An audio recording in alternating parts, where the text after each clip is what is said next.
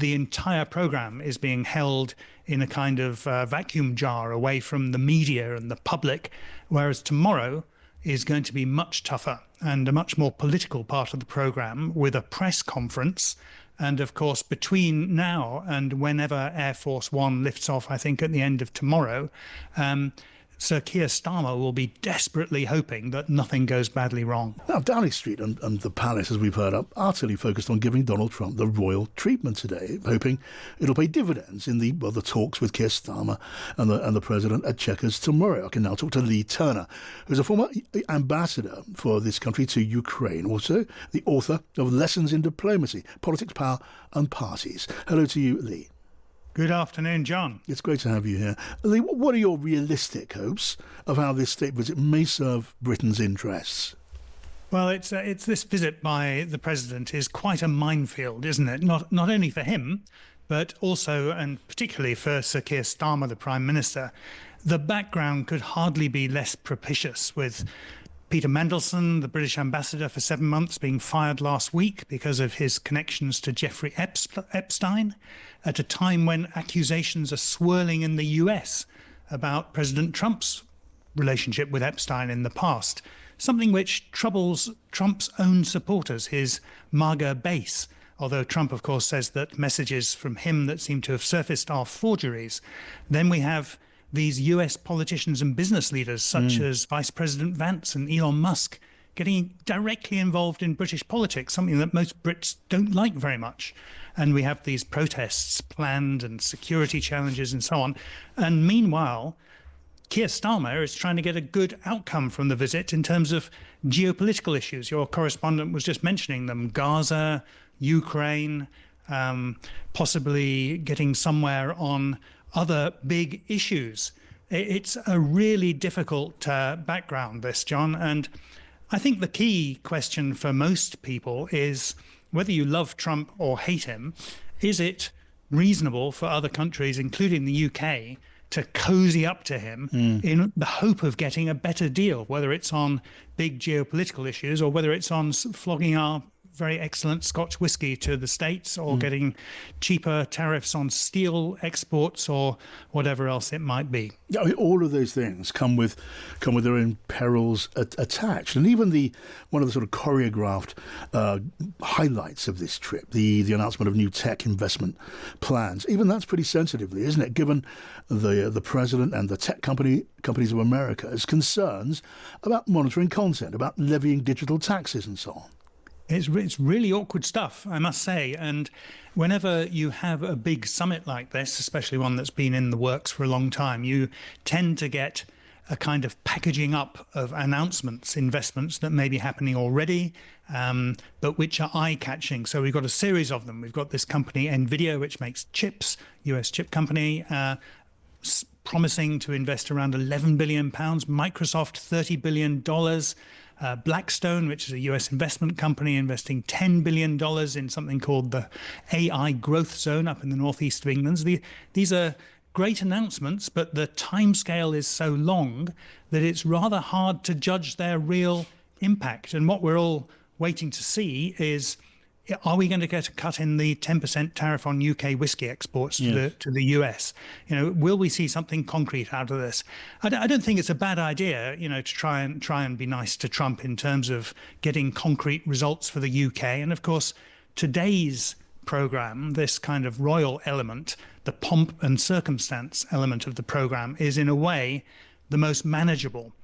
President Trump seems to really admire the royal family. He seems to crave the recognition that he gets from being hosted in Windsor Castle. I mean, who wouldn't want that? And as your correspondent was saying, the entire program is being held in a kind of vacuum jar away from the media and the public, whereas tomorrow is going to be much tougher and a much more political part of the program, with a press conference. And of course, between now and whenever Air Force One lifts off, I think at the end of tomorrow, Sir Keir Starmer will be desperately hoping that nothing goes badly wrong. Yes, absolutely. The sort of the banana skin moment, the unforeseen, or the known unknown, as Don Rumsfeld might have put it, the dangers that might just jump out that everyone thought might actually happen. In a nutshell, do you think, King Charles, so admired by Donald Trump, we know all of that, do you reckon he'll be given, or would he want, advice or coaching on how to use his time with Trump? Or is he, do you think, just too experienced a hand to want that or need that? Well, King Charles, I've met him many times. He's a really impressive operator. I've seen him in a number of countries, and he knows exactly how to make anybody he meets, whether it's the tea lady at the place he's visiting or whether it's the President of the United States, he knows how to make them feel important. And he will be pulling out all the stops today, King Charles, along with other senior royals, to try and make Trump feel that he's getting the full works. I mean, it is extraordinary that Trump has been given a second state visit. I think previous US presidents who've had a second term have just been invited for tea at the palace or lunch as part of a working visit, whereas Trump is getting flyovers and ceremony and people in funny costumes and bearskins and so on to make him feel even more important. And, yes. and King Charles, I give him a lot of credit for this. He's an expert at dealing with people. He's an expert at making people feel special. And he doesn't need any coaching at all. I think I'm hoping he might coach President Trump a bit. All right, Leigh Turner, former British ambassador to Ukraine. Thank you. Now, as promised, Katy Balls, the Washington editor of The Times, who's joined me in the studio. Hello to you, Katy. Good to see you. Donald Trump wanted a show. He wanted some great pictures, and he's getting all of those that he could have hoped for, though it's rather odd to see the British public, or that part of the British public that's in Windsor, on the other side of a tall wall. It's about flattering Trump's ego, no question about that.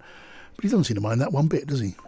No, I think that Donald Trump is in many ways quite transactional, and he's quite clear about what he likes. The royal family, compliments and gifts, and they have all been in high supply today. So it's not a great shock that Donald Trump looks pretty happy right now. Yeah. And I think that this is a visit which, when we talk about the importance of both sides, there's an importance for the UK government in terms of the deals, in terms of the long-standing relationship. You speak to figures on the White House side, and the main importance seems to be making the president happy. I don't know how big this is in the newscasts of America, where you've just come from. I mean, I do know, the American public do sort of like a royal show, at least that part of the American public that Donald Trump sees as his own. So from that point of view, it's a useful exercise, if nothing else. Yes, I think it's useful in that sense, and it is getting some attention, of course, in the States. I think that lots of Americans feel very fondly about the monarchy still. There's a huge royal following. You look at the royal audience, the audience for royal coverage and so forth. So I think that this is generally seen as a very positive thing over there. Of course, the question is, what does it lead to? Does it need to lead to something? And I think looking ahead to tomorrow, because today was always going to be, in a way, the nice bit. Yes. There's not any microphones, really. We haven't had much in terms of questions. We'll hear a little bit, perhaps, some speeches at the state banquet tonight, but it's still very carefully curated and organised. Yes.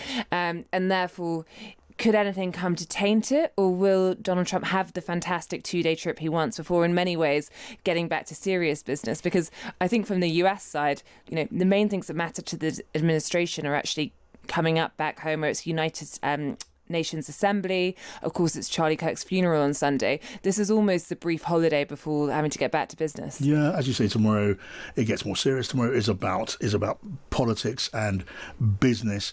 The meeting with the Prime Minister at Chequers, and then there's that news conference, and every notebook and every microphone are going to be poised, ready for some unscripted, controversial moment, something that disrupts all the carefully planned announcements and all the cordiality. Exactly, and I'm sure, if we're being completely honest, there'll be some disappointment amongst the journalists in the room if Donald Trump sticks to the script. He has, I think, in his second term been a bit more on message when he wants to be. Of course, we've seen those Oval Office bouts where leaders have emerged scathed. The South African leader, when he played his video merge of clips that were later shown to be wrong in various places, and also also Zelensky, of course, the infamous meeting. But that tends to be when he wants to say something. When he wants to play nice, he will, and therefore there is a chance that it goes fairly smoothly. I think the big question actually really is, how much does Jeffrey Epstein come up? Because I think that would be difficult for Donald Trump as well as Keir Starmer.